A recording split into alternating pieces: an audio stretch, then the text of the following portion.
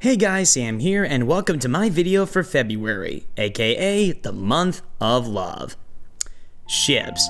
We all have them. From live action to animation, shows and movies, we all have at least one we gravitate to. Some can be very sweet and innocent, and others can be very hot and spicy. I've made a list before on my top 5 personal favorite ships. I talked about ships like Discord and Fluttershy from My Little Pony G4, Luce and Amity from the Owl House, Steven and Connie from Steven Universe, Robin and Starfire from Teen Titans, and Aang and Katara from Avatar: The Last Airbender.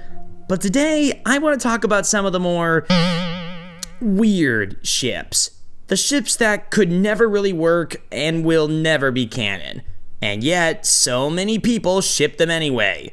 Here, there will be no top 5 list of the worst ones or the best ones or anything like that.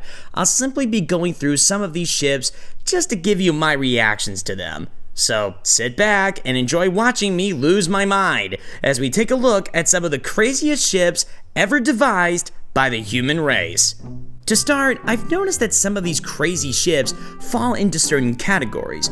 One of them is crossover ships.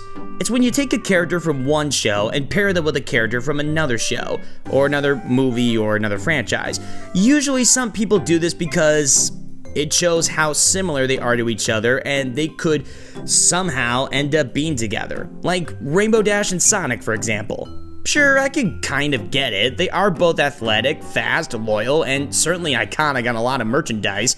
But the only way you'll see these two together in anything like that is in fan art and fan fiction. It's not happening. Unless there is a canon crossover between the MLP characters and Sonic franchise characters, like what happened with MLP and Transformers, it's not gonna happen. Now let's look at other crossover ships that won't work. And for some reason, a lot of them have Twilight Sparkle as a part of it. Twilight Sparkle and Mordecai. Both of them aren't the best at romance. Twilight never acts on it much, and Mordecai, until the end of the show, couldn't hold a steady girlfriend. I know people like the meme, but please, let it die. Then you have Twilight Sparkle and Spider-Man. No. Even if Twilight was human like in Equestria Girls, it would not work. Twilight and Thomas? Okay, who was the guy that created a ship where Twilight gets with Thomas the Tank Engine? Who? No. Shadow the Hedgehog and Shrek? No, Shadow doesn't do romance that much, and Shrek is married with kids. No. And I swear, if one of you guys makes a Shrek is love, Shrek is life joke in the comments, I will kill you. Okay, let's get to the next category. Incest ships. I don't like incest. And yet, that doesn't stop others from doing it. Ben and Gwen from Ben 10, Dipper and Mabel from Gravity Falls, and every single sibling ship in the Loud House. No, it's disgusting. Bart and Lisa? No. Meg and Chris? No. Katara and Sokka? No. Stop trying to ship brothers and sisters with each other. What? Sister Rose and Brother Bear? Why? Oh, and if you're thinking, have people actually shipped Arthur and DW together? I say, stay away. Do not search it. If you do, you will see so much horror that will make you want to bleach your eyes out. Next category, pedophilic ships. Yes, people have actually done this. Where's Chris Hansen when you need him? If I had to give an example, Chris and Herbert the Pervert. Yes, it has happened. There is actually fan art of this. Call the police. Next category, abusive ships. One of the most famous and infamous is Joker and Harley. Guys, Joker used her in order to get what he wants. He has abused her constantly. This is not a good relationship. Say what you will about Harley and Ivy's relationship, particularly in the Harley Quinn show, but it is mostly healthy and supportive. I'd rather see that than have Joker slapping around Harley. My hobby, by the way. Timmy and Vicky. Vicky is evil. She makes Timmy's life a living hell. Is a teenager for most of the show. Timmy is 10. If they did advance in age during the show, it would have turned into a pedophilic relationship. Not good. And finally, there are the controversial and crazy ones. The two brothers from Supernatural? What did we just talk about with incest? Kirk and Spock from Star Trek? No. They are comrades that are joined at the hip, but not like that. Quicksilver and Scarlet Witch?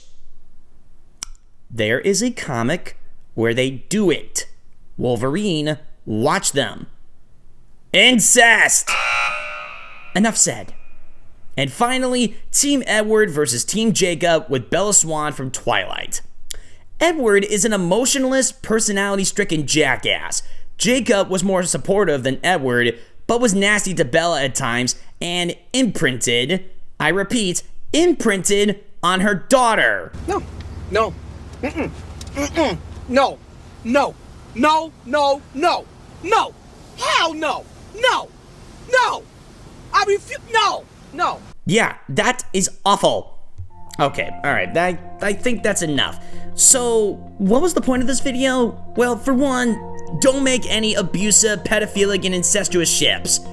Just don't.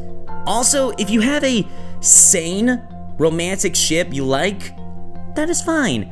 Just go about it in a healthy way. Don't be too obsessed with it, don't take it too literally and seriously, and do not do any of this kind of crazy crap. Okay? That's all I ask. But if you're asking me, hey, what about one ship that does sound sane and isn't crazy, it isn't incestuous or pedophilic or any of that kind of stuff, but it's actually a legitimate ship that you don't like? Well, here it is. Zutara. Yeah, there is a literal shipping war between this and Katang. Now, I've made it clear before that I like Katara and Aang together. In my top 5 list of all the different ships I like, they were number 1. So, with that said, would you like me to give you reasons why the Zutara ship doesn't work? No? Well, too bad, Zutara shippers. I'm doing it anyway. Number 1, Katang is canon. Suck it. Number 2, Aang and Katara literally traveled the world together for the entire show. 3 seasons and more than 60 episodes.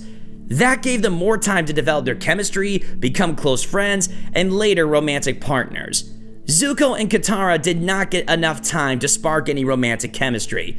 There was enough to make them allies and friends, but not a couple, at least in my opinion. Number 3, Katara had a big prejudice toward the Fire Nation and Zuko. She wasn't as outspoken about it as her brother Sokka was, but it was there.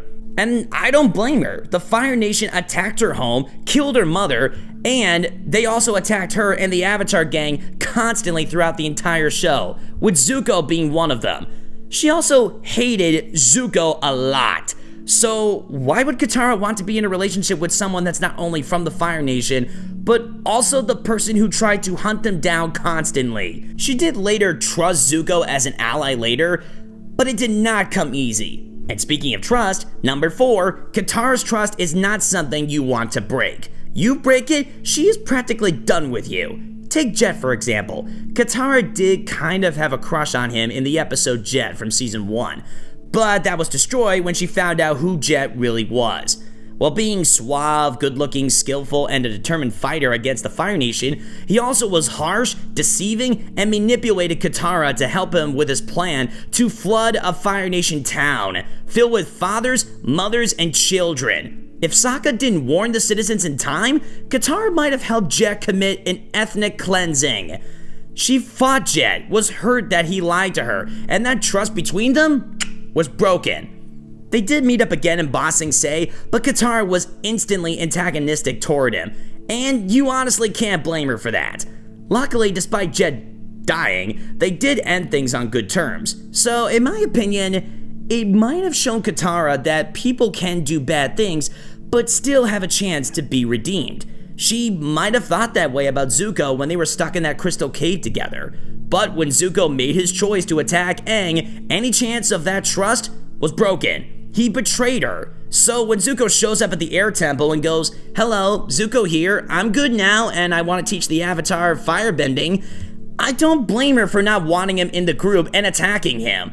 Even when Zuko was accepted in the group, Katara didn't accept him that easily.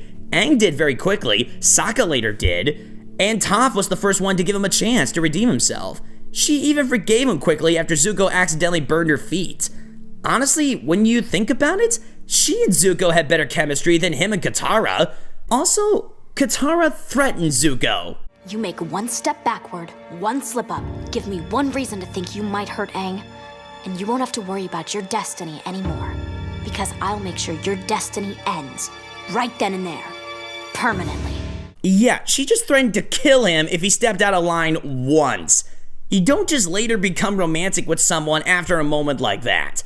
Also, she did it because she wanted to protect Aang. I'm glad Zuko and Katara did become friends later, but romantic partners, no, it wasn't gonna work that way.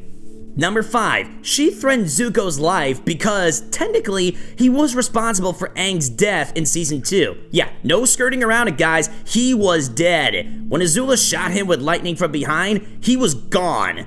Why would Katara want to be in a romantic relationship with someone that not only betrayed her trust, but also helped in killing the Avatar? Thank God she had the spirit water. Speaking of that, number 6, Zutara shippers point to this scene, where Katara suggests that she can heal Zuko's scar with the spirit water as a big reason why Zutara should be a thing. No. First off, they never went through with it. And second, even if she tried that, it would have been useless. Zuko got that scar years ago. It was not gonna heal just like that. At least not as quickly as when she healed herself after she got burned in Season 1. Yes, I know Aang did that, but it was his first time bending fire and it was clearly an accident. But I don't fault Katara for coming up with the idea to fix Zuko's scar in the first place. She has healing abilities, so maybe she thought it could work. But here's the thing, when Aang got killed by Azula, Katara did not waste any time with the spirit water. She used it on Aang and brought him back to life. If she didn't, Aang would have stayed dead and the Avatar cycle would have been destroyed. She was meant to heal Aang, not Zuko. Number 7, yes, she did touch Zuko's scar, but that's really reaching, guys. Guess who else did that? Mei. You know, Zuko's childhood sweetheart and later girlfriend in their teen years. They had more time to be together and be a couple. Even after Zuko left her to join the Avatar and locked Mei in a cell during the Boiling Rock prison breakout, she still went out of her way to help Zuko get away. She defied Azula.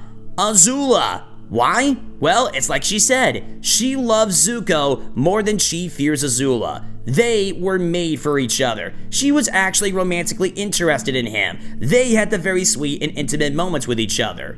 The same cannot be said for Zutara. Number 8, yes, Katara did heal Zuko after he protected her from Azula's lightning in the finale. But let's be honest, guys, she would have done that for anyone if Zuko wasn't there. If Toph got hit, or Sokka got hit, or Aang got hit, she would have healed him too. The moment is not as special as you think it is, Zutara shippers. It is a nice moment, but not a romantic one. Number 9, in the episode Ember Island Players, the play that mocks the Avatar gang actually insinuated that Zuko and Katara were a thing. What was Zuko and Katara's reaction to that? They looked at each other with awkward stares and got as far away from each other as possible. Yeah, they are not into each other like that. Hell, when they met up with June the bounty hunter later and she insinuated it, both of them immediately went, no, we are not a thing. It's really not that hard. They're just not that into each other, guys. Number 10, the finale confirmed that Aang and Katara were a couple, just like with Zuko and Mei. Even if you took what happened in the comics out of it, it still was a canon moment. Number 11, Aang and Katara got married and had 3 kids. Suck it, Zutara shippers. Number 12, I know people like the hero and villain becoming a couple dynamic, but this is not a good example of one. A better example is She-Ra and Catra. Are they the best couple? No. But did they have more time to develop their romance than Zutara? Yes. And finally, number 13, lucky 13, Zuko had more romantic chemistry with that random girl from the Tales of Ba Sing Se episode than he did with Katara. Case closed. Yeah, there you go, that's 13. Those are my 13 reasons why. Yes, I made that joke, suck it, haha. Anyway, with all that said, I know I'm not gonna change everyone's minds. If you still like Zutara, that's fine. Enjoy the art and fanfiction. Just don't go too crazy with it and acknowledge that it's not gonna happen.